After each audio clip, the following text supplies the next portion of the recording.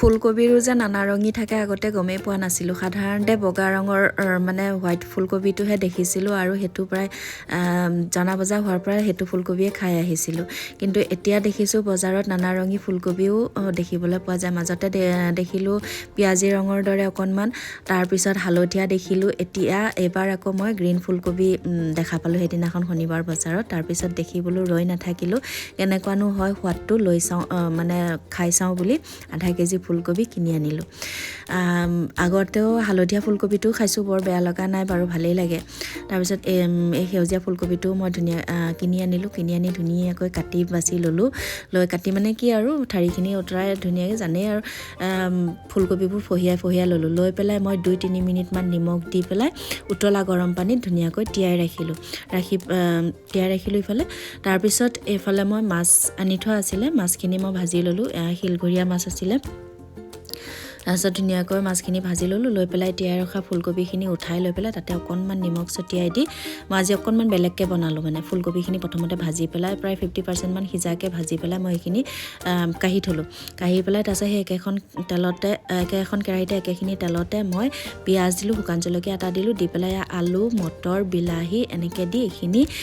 প্ৰায় 50% মান সিজাকৈ মই ভাজি ল'লোঁ লৈ পেলাই এই ফুলকবিখিনি দি দিলোঁ দি ধুনীয়াকৈ গোটেইখিনি মিলাই দিলোঁ দি পেলাই তাতে উতলা গৰম পানী দি দিলোঁ দি পেলাই মই আকৌ এনেকৈ চব্জি বনালে অকণকৈ পানী দি নাথাকোঁ দেই মই একেবাৰেই দি দিওঁ পানীটো দি পেলাই তাৰপিছত পূৰা উতলাই থাকোঁ তেনেকৈ বনাই খাই চাবচোন চব্জিকণ বহুত সোৱাদ হয় মাছ স্পেচিয়েলি মাছৰ চব্জিখিনি তাৰপিছত মাছ দি দিলোঁ মাছ দি পেলাই এতিয়া মই ইয়াত একো নকৰোঁ ধুনীয়াকৈ ঢাকি দিম দি পেলাই উতলিবলৈ দিম প্ৰায় 15-20 মিনিটমান সময় উতলিবলৈ দিম যাতে মাছৰ পৰা সোৱাদটো ওলাই আহে ইয়াত দেখিছেনে কালাৰটো ইমান ধুনীয়া হৈছে আৰু গোন্ধটোও মানে খুব ধুনীয়া আহিছে ইয়াত মই কালাৰৰ কাৰণে একো বেলেগ দিয়া নাই দেই দেখিছেই নহয় খালি পিঁয়াজ আৰু শুকান জলকীয়া সেই তেলত দিছোঁ সেয়াই আৰু বেলেগ একো দিয়া নাই তাৰপিছত এয়া মোৰ ফাইনেলি হৈ গ'ল একেবাৰে শেষত কেইডালমান ধনিয়া পাত ছটিয়াই দিলোঁ দি পেলাই মাছটোৰ লগত বহুত মানে তেল আছিলে যে যদি বেঙেনাৰ লগত ভাজোঁ মানে বেঙেনা মানে শুদ্ধ মাছৰ তেলে খোৱা লেখীয়া হ'ব সেইটো কাৰণে মই কি কৰিলোঁ অলপমান মই বেঙেনাৰ জ্বলা ভাজিলোঁ আৰু অলপমান মই জিলমিল শাক আনি থোৱা আছিলে জিলমিল শাকেদি মাছৰ তেল দি পেলাই ভাজিলোঁ কৈছোঁ নহয় শাকৰ ভাজিকণো খাবলৈ ইমান সোৱাদ লগা হৈছিল মানে কি ক'ম একদম আল্টিমেট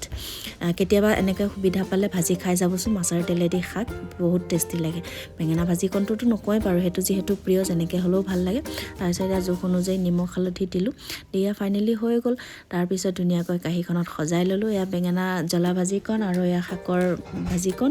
তাৰপিছত এয়া হৈ গ'ল গ্ৰীণ ফুলকবিৰে বনোৱা মটৰ আলু বিলাহীৰ মাছৰ জোলকণ একদম ধুনীয়াকৈ সজাই ল'লোঁ প্লেটখন মানে চব্জিখিনি দেখি সঁচাকৈ বিৰাট ভাল লাগিছে আৰু সোৱাদো বহুত হৈছে ধন্যবাদ ভিডিঅ'টো শেষলৈকে চোৱাৰ বাবে আশা কৰোঁ যদি ভাল পালে লাইক কমেণ্ট শ্বেয়াৰ কৰিব আৰু লগ পাম নতুন এটি ভিডিঅ'ৰ সৈতে আজিলৈ বাই বাই